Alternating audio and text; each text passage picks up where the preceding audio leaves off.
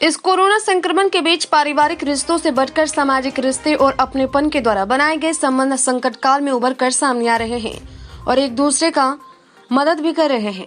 ऐसा ही एक मामला बेगूसराय में सामने आया है। जब एक रिटायर महिला प्रोफेसर की मौत हो गई तो उनके पति समेत परिजनों ने अंतिम संस्कार से लेकर श्राद्ध कर्म तक अपना हाथ खींच लिया, लेकिन उक्त महिला प्रोफेसर के द्वारा बनाया गया सामाजिक संबंध इस बुरे वक्त में काम आ रहा है। 20 वर्षों से चली आ रही दोस्ती का फर्ज का निर्वाह करने के लिए युवक राजीव कुमार ने न सिर्फ महिला प्रोफेसर इंदु भट्ट का अंतिम संस्कार किया, बल्कि अब पूरे हिंदू रीति रिवाज से श्राद्ध कर्म भी कर रहे हैं। मामला सदर प्रखंड के नगर निगम क्षेत्र स्थित चाणक्य नगर की है। दरअसल मूल रूप से गुजरात की रहने वाली प्रोफेसर इंदु भट्ट बेगूसराय श्री कृष्ण महिला महाविद्यालय में अंग्रेजी के हेड ऑफ डिपार्टमेंट पद से वर्ष 2016 में सेवानिवृत्त हुई थी। गौरतलब हो कि प्रोफेसर इंदु भट्ट ने धनबाद के रहने वाले शरद चंद्र ठक्का से प्रेम विवाह किया था।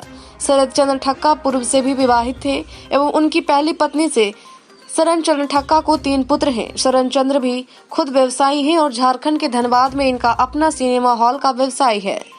प्रोफेसर इंदु भट्ट से शादी के बाद शरण चंद्र ठक्का कभी कभी ही बेगूसराय आते थे, लेकिन विभागीय छुट्टी मिलने के बाद प्रोफेसर इंदु भट्ट अपने पति के पास धनबाद जाकर रहती थी।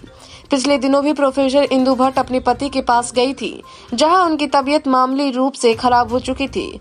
तब वह धनबाद से पुनः बेगूसराय चली आई, लेकिन रास्ते में ही उनकी हालात बिगड़ने लगी। जब वह अपने बेगूसराय स्थित मकान पर पहुंची तो उन्होंने अपना होश हवास गंवा रखा था। तभी इंदु भट्ट के ड्राइवर के द्वारा उनके मित्र परिवार राजेश कुमार को इस बात की सूचना दी गई। राजेश कुमार अपने पूरे परिवार के साथ इंदु भट्ट के यहां आए, जहां उनकी हालात को बिगड़ते देख राजेश कुमार ने फोन पर सलाह लेकर डॉक्टरों से उनका इलाज भी करवाया। हालात सुधरने के बाद राजेश कुमार अपने घर चले गए और लगातार उनसे मिलते आते रहे। 1 मई को जब प्रोफेसर इंदु भट्ट से मिलने आए तो देखा कि उनकी हालत काफी खराब हो चुकी थी। हालांकि पड़ोसियों ने उन्हें मृत घोषित कर दिया था, लेकिन राजेश कुमार ने पुनः डॉक्टर से संबंध स्थापित किया और डॉक्टरों ने भी प्रोफेसर इंदु भट्ट को मृत घोषित कर दिया। तब राजेश कुमार के द्वारा उनके पति शरण चंद्र ठक्का एवं 3 सौतेले पुत्र से संपर्क किया गया, लेकिन इस कोरोना काल में सभी ने अपना पल्ला झाड़ लिया और लॉकडाउन एवं कोरोना का बहाना बनाकर बेगूसराय आने से मना कर दिया। तब स्थानीय लोगों की मदद से राजेश कुमार ने प्रोफेसर इंदु भट्ट का संस्कार किया एवं अब उनका श्राद्ध कर्म भी पूरे रीति रिवाज से कर रहे हैं। प्रोफेसर इंदु भट्ट की मौत के बाद प्रोफेसर के छात्रों ने भी बढ़ चढ़कर उनके कर्म में हिस्सा लिया है एवं कोरोना प्रोटोकॉल के मुताबिक मृतका प्रोफेसर का श्राद्ध कर्म किया जा रहा है। पूरे समाज के लोग इस कार्य की भूरी भूरी प्रशंसा कर रहे हैं। बीटी न्यूज बिहार के लिए बेगूसराय से रविशंकर गन की रिपोर्ट।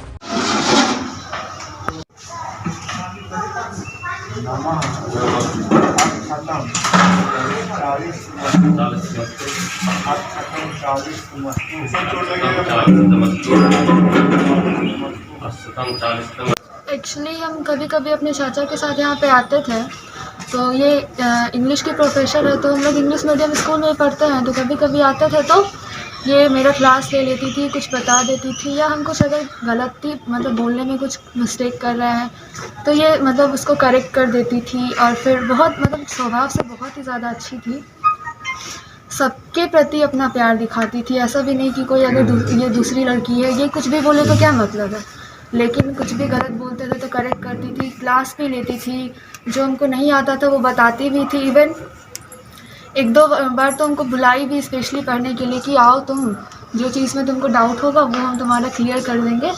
और ऐसा अचानक हो गया, उनके फैमिली से भी कोई नहीं आए, मेरे चाचा ही सब कुछ कर रहे हैं, विधिवत सब कुछ श्राद्ध वगैरह सब कुछ कर रहे हैं। आज यहाँ पे हम लोग हैं क्योंकि यहाँ ये श्री कृष्ण महिला कॉलेज में पोस्टेड थी, कमीशन टीचर थी, इंग्लिश के हेड ऑफ द डिपार्टमेंट से रिटायर की थी। और जब ये पोस्टेड थी उसी समय से हम लोगों का इनका अच्छा संबंध था और ये यहाँ लगभग अकेले ही रहती थी। इनके हस्बैंड थे, बहुत मतलब इस 40 साल के दरमियान में कभी कभी 2-4 बार ही यहाँ आए गए थे। यही जाते थे छुट्टी में, कभी कभी यहाँ से जाते थे। रिटायरमेंट के बाद ये जाना वहाँ ज़्यादा शुरू कर दिए, रहना भी शुरू किए। बीच बीच में जाके वहाँ रहते थे, अपना ये पत्नी धर्म को निभाते थे। और इनके हस्बैंड यहाँ नहीं आना चाहते थे, वो यहाँ नहीं रहते थे, लेकिन इनको उनके प्रति प्यार था ज़्यादा, कि वहाँ जाते थे, रहते थे, उनका सेवा करते थे, कोशिश करते थे कि उनको यहाँ से लाए। मूलभूत तो ये अपने आप को गुजरात की बताते थे, लेकिन धनबाद में इनका मतलब हस्बैंड रहते थे, उनका सिनेमा हॉल था, श्रीलेखा सिनेमा हॉल, और वहीं इनका मतलब रहना होता था धनबाद में अपने हस्बैंड के पास जब यहाँ जाते थे। तो विगत पिछले दिन ये अगस्त माह में 20 में गए यहाँ से, अगस्त 20 में, और 1 मई को यहाँ ही एक्सपायर किए हैं। उससे पहले लगभग 10 दिन से इनसे संपर्क सही से नहीं हो पा रहा था, हम लोग को फ़ोन से भी बातें नहीं हो पा रही थी। अगर बीच में कभी फ़ोन आ भी जाता था तो टूटी फूटी शब्द बात होती थी, बात ख़त्म होने से पहले फ़ोन बंद हो जाता था, फिर हम फ़ोन करते थे तो फ़ोन उठ नहीं पाता था। तो हम फिर संपर्क स्थापित करने की कोशिश करते थे, लेकिन बात नहीं हो पाती।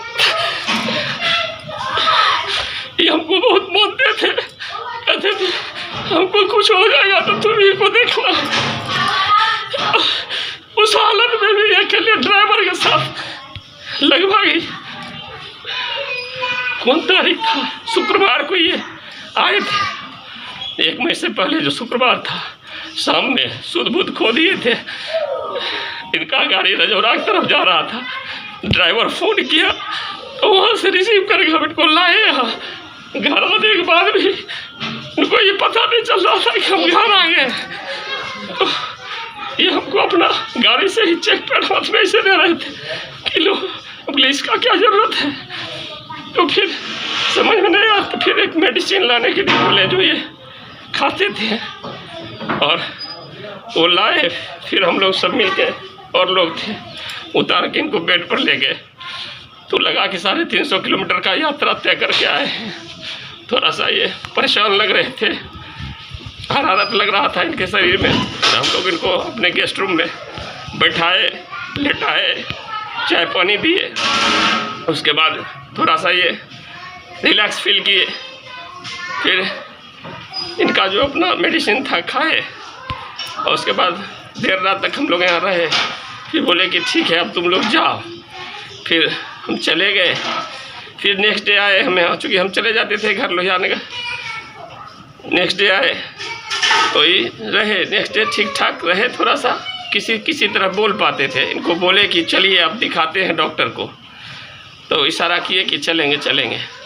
फिर हम बात भी किए कि कैसे इनको कहाँ दिखाया जाए। तो तय किए कि इनको चाहे अरुण बाबू से दिखाएंगे या विनय बाबू से दिखाएंगे।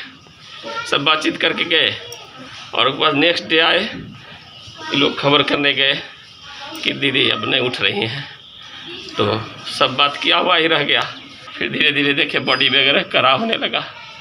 तो समझ में ऐसे तो इतना हम लोग का लाइफ हुआ है, थोड़े समझने आएंगे, लेकिन एक होता है कि थोड़ा सा डॉक्टर भी कहते हैं तो सेटिस्फेक्शन होता है। लेकिन जब समय होता गया, बॉडी जो है सो थोड़ा सा लगा कि अब अगर ऐसे पड़ा रहेगा तो करा हो जाएगा। तो सब लोग बोले कि नहीं इनको जो है सब सीधा कर दीजिए, नहीं तो फिर शमशान ले जाने में दिक्कत होगा।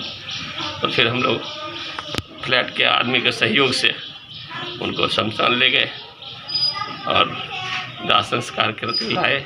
इस बीच हम गुप्ता जी को जाके खबर किए, इनके हस्बैंड को भी खबर किए कि ऐसे ऐसे हो गया है।